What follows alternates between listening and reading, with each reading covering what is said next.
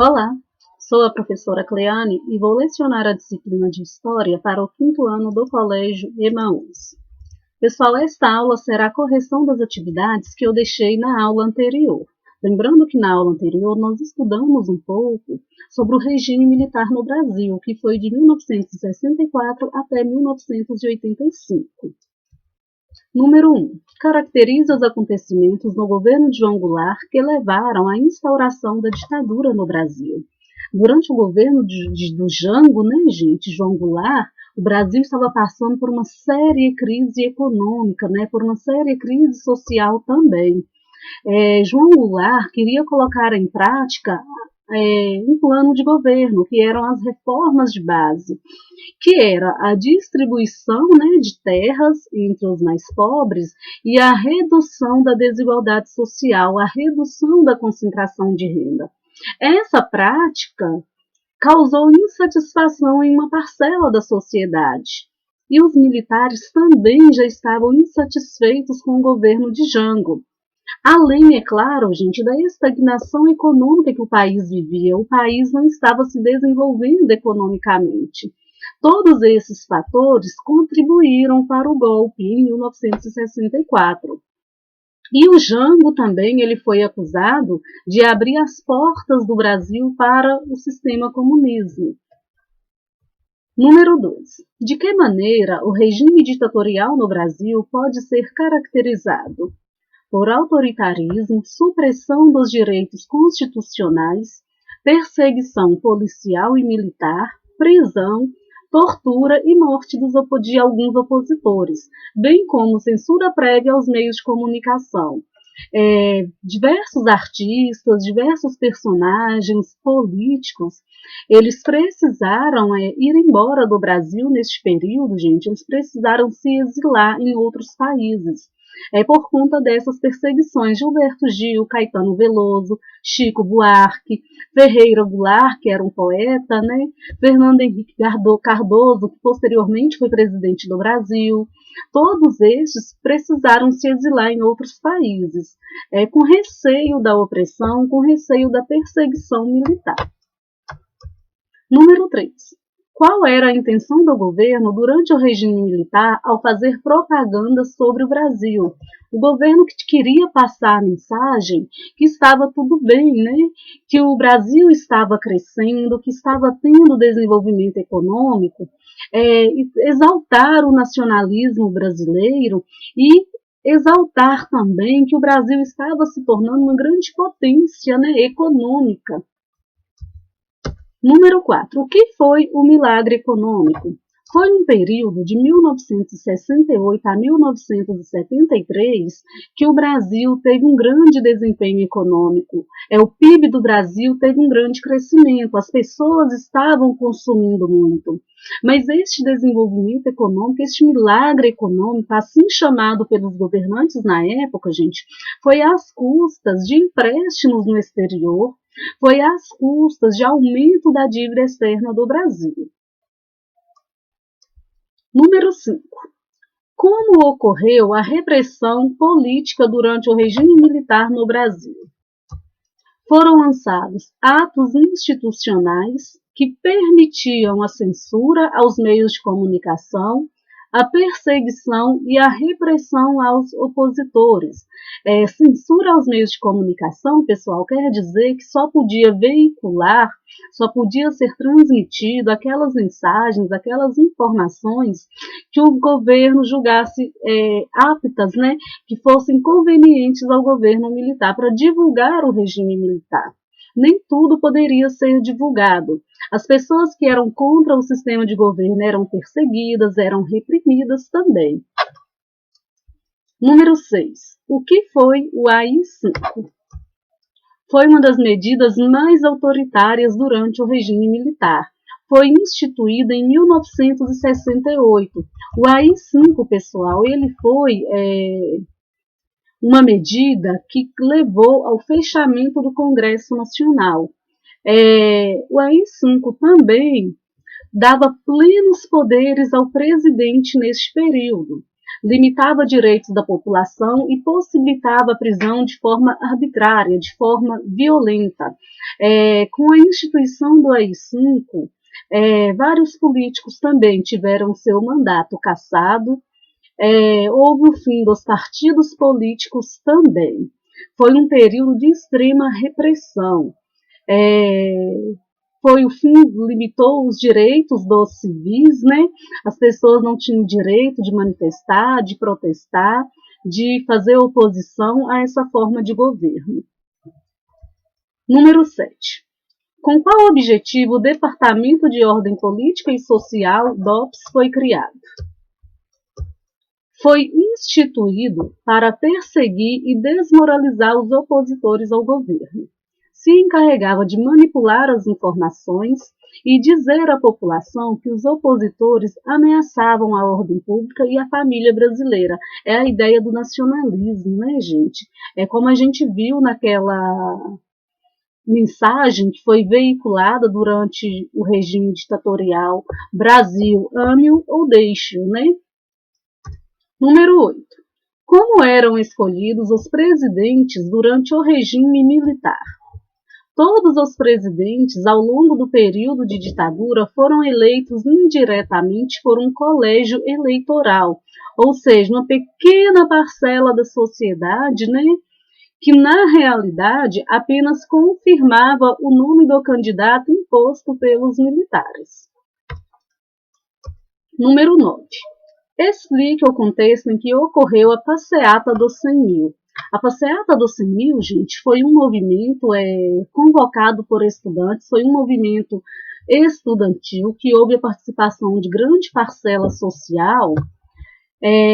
Foi uma forma de protesto contra as mortes, contra as prisões e contra a violência policial.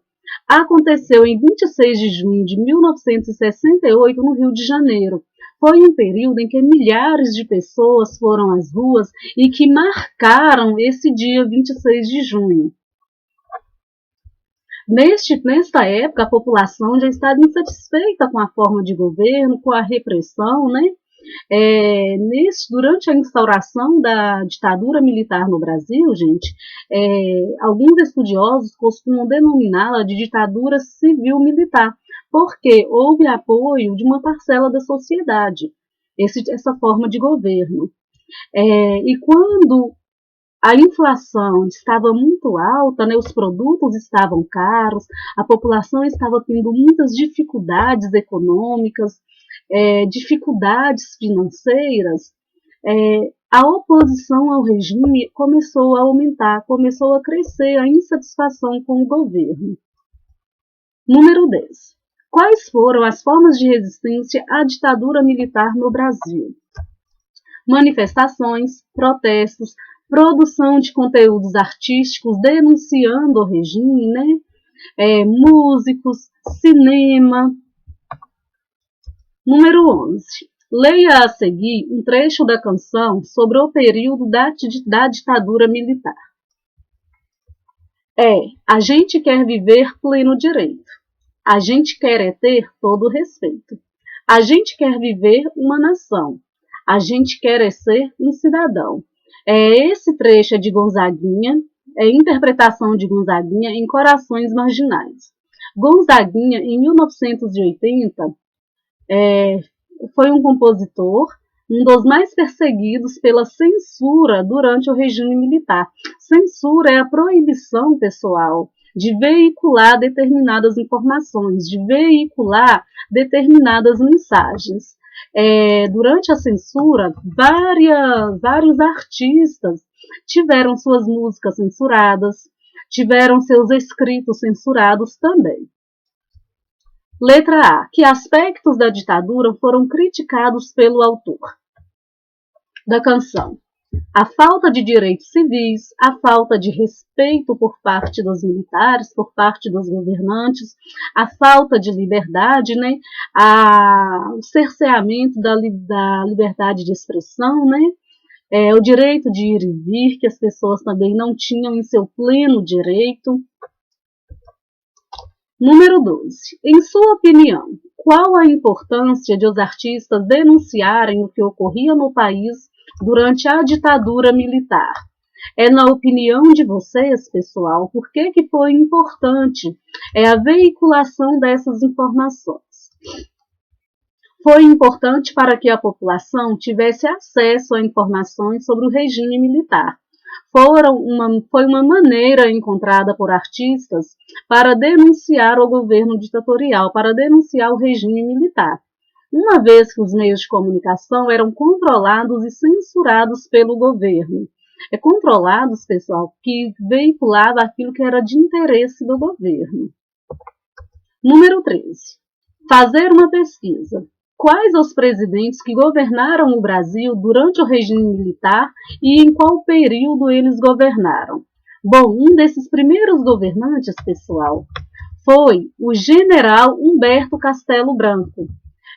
Humberto Castelo Branco, ele era cearense, ele governou de 1964 a 1967 e foi um dos líderes do golpe. Ele foi transferido para a reserva no posto de Marechal. Durante o governo do Castelo Branco, ele instituiu o Serviço de Informações, criou o Banco Central e o Banco Nacional de Habitação. Os partidos que existiam na época do governo de Castelo Branco, eles foram fechados. O próximo governante foi o Marechal Costa e Silva. Ele governou de 1967 a 1969. Costa e Silva era gaúcho. Ele assumiu o governo com planos de restabelecer a democracia. Só que aí ele passou a ser visto como inimigo, gente. E ele decretou o ato institucional, o AI-5. Foi durante o governo do Marechal Costa e Silva que foi decretado o AI-5, o que deu a ele plenos direitos para fechar o Congresso Nacional, para caçar políticos e para institucionalizar a repressão.